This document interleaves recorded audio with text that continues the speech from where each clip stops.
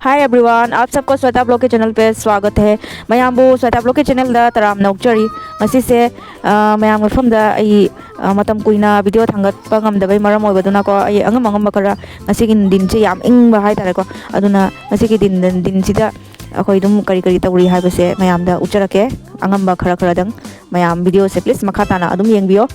Please guys. आप सब आज का मौसम बहुत शानदार मौसम है, तो मैं आप सबको थोड़ा बहुत कुछ दिखाना जा रही हूँ, तो प्लीज़ वीडियो पे बने रहिए। मैम अइना सिदा लई खरा थाजई मैम लईजे क्याम फजई येंबियो लई हाइबा लई सिदी यामना ममल लईबा यामना मगुन लईबा कैनो पोषक अमनिया लई ऐसे क्या मुख फजई है मगुन हाँ पे अब मैम। गाइस मैंने यहाँ पे कुछ थोड़ा बहुत फूल लगाया हुआ है, देखिए आप सब भी कितना खूबसूरत दिख रहा है। हेलो मैम ममा की चैनल दा मैम सपोर्ट तबियो लाइक सब्सक्राइब तो बिरमो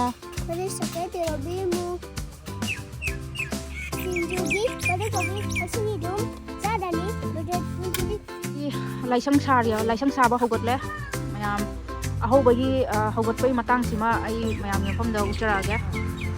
कमाई तौना हौगतखिबनो इसे असिगी हाफ वाल असिगी लेदबिसे असे हाना असिबो हौगतलगा थममबनेबा मनुंगदा लेबा खापागा को अदो मतम खरा गैप लेरुरे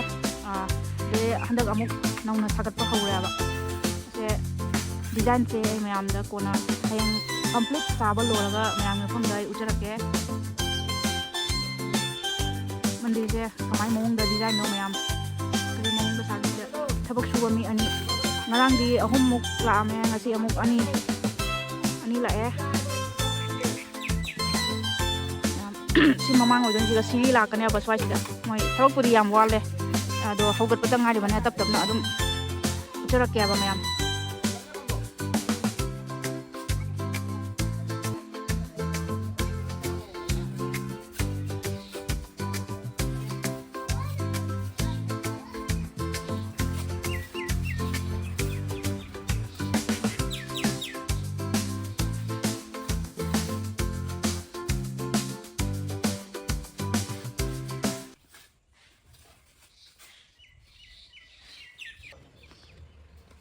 अखोई हौजिक लेइबा युमसिदि सिने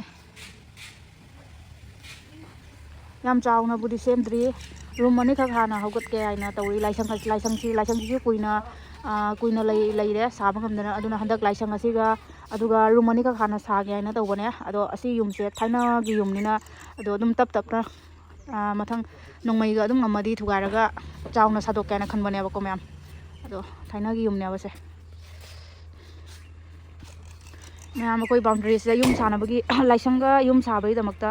चेक नुंग अदगी सोंदा लेंगोय करी करा लोय पुरकना थौरांग तौना थमजारे अदुगा सिनसे सि मंदिरसिगा हाना लेरमेबको असिया साबा हौगतलबनिना अदो लाई लेना सागतपसे नुंगाइते हाइबई मरम ओइबदुना लाई असे दिना फबम येंगागा असिगी संगोयसिदा हाना लाइसंग मचा फोकना अदुम मचा अमा सारगा इपागी इमागी कनो लाइसंग खरानी सिदा सुम लेहले अदो हयंग मंदिर असिना लोयरा हयंग मंदिर असिना लोयरा कांदा फजना कंप्लीट लोयरा दिन फावम येंगा को लाइसंग संकारगा होगी इपाई बुंगोगा इमागासे सिदा अमुक होंजनगदौरि बनियबा मैम।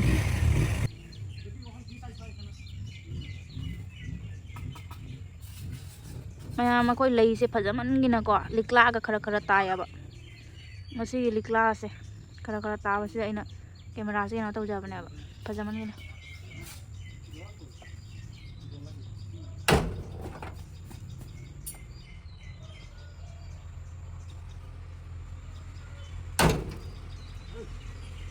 मैम असिना अखोई हिंगोन आई असिदा अखोई हिंगोन मनुंगनेबको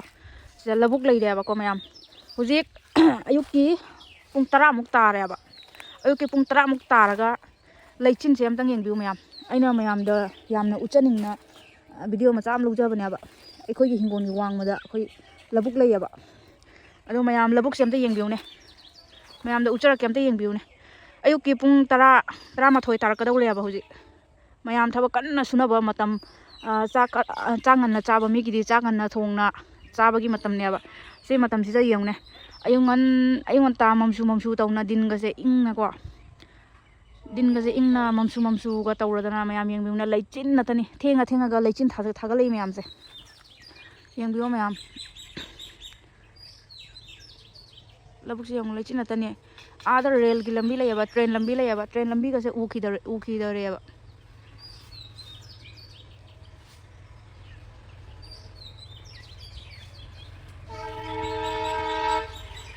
mayam train gi makon di taram ngani adu ase Eikhoi sumang de yengbada yam seng na uba train ne ba ko ado ngasi leichin thabagi yam thabagi maram oibaduna train se yam seng na chen ba se udre du ayu jum tawra kya ba mayam du jum tawra matung da se phajana uba phang ya ba du train ne ba sakhare train asida train gi lambi ne ba ko lei se mayam du train gi lambi se ngasi yengune nungsa ga sara di phajana seng na uba phang ya ba ko ado ngasi di nungsa ga do sadrabanina thenga ga leichin thabagi yam thakalabna ko aduna ingju yam inge mayam ai adum angam khara ucharak ke mayam hingona sesu yam songe thabak yam kanbagi maram oibaduna sengba khotpa se khara ngamdre dai akhoi gi ahan duma leiringai dadi hadi akhoi kubok to leiringai dadi ma dum hingon ahan nama leiba kaise nakana ma dadi yam kanai ya ba phaiya ba मादी लेने से पुखरी मपान का से यामना सेंगदोक्तना पुखरी का से यंगुने Kang ma'am का से कंगी scenario तौरे अब से का से एकदम पूरा सेंगना लय दो हन नमा लेत्रमना मोइसु माइ थबक चतना बनिना दे अखोइनसु युंगी ममा युंगी थबक अमा दे इंगांग अमा तौबदा सिगुंबा तौबगी मतम से अदुमगु मतम खरा खाइरगा अंगम तौबने अब को तौबसे ngamde mayam nusa se khara di sadore mayam kadom dono nungsa se khara di sadore ba mam sina wa khong ne ba wa pambi hoigi wa pambi ne mam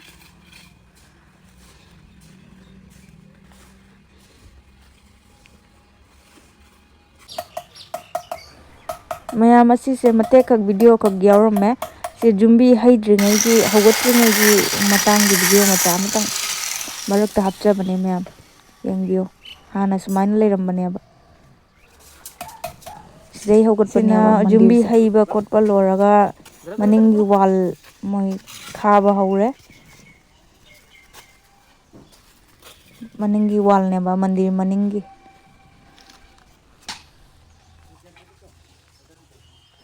mayam ngasidi aina sum din se yam ingbuda khogi angamba aina ngasi video samjaba se mayam nungsibiduna support tobiramo like subscribe tobiramo mayam ado mayam video se adum mathangi video da mu phangnar se video se mate ka adum semjaraga ngasi gidi sida sum losalla se mayam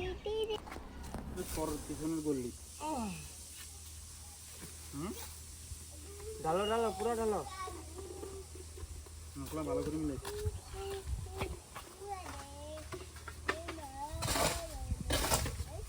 কি হইতে আছে এটা blog বানাইবো